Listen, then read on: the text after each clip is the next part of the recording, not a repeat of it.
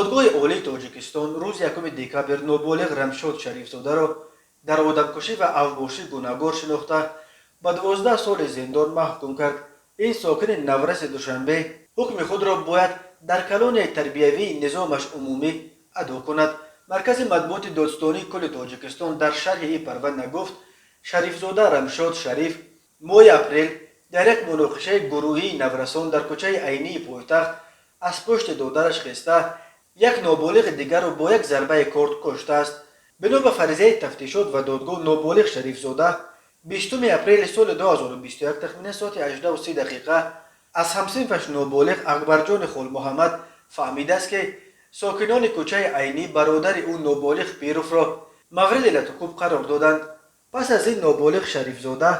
به سمت کوچه عینی رهسپار شده در آنجا می‌بیند که در نزد نقطه فروش سوزشواری که جای جمعیتی میباشد نابالغان کمالوف، پیروف،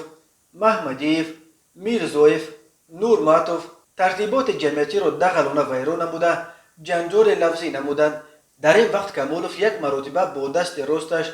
در روی نابالغ محمدیف ضربه زده با همین نابالغ شریفزاده، نورماتوف و نابالغ اکبرجان نور محمد این حالت را دیده همدیگر را مورد لطکوب قرار دادند.